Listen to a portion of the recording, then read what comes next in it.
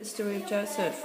Joseph's father gave Joseph a coat with many colours, and his brothers didn't like it.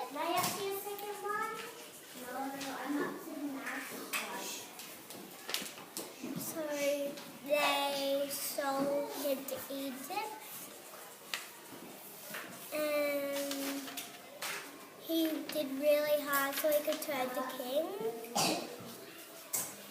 Then someone lied on him. Then he went to jail.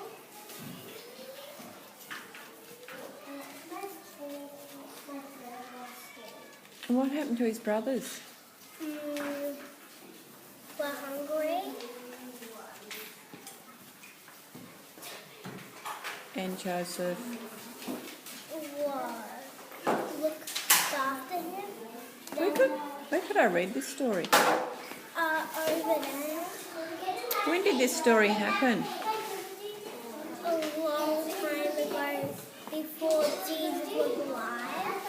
And what's God's message? Don't always forget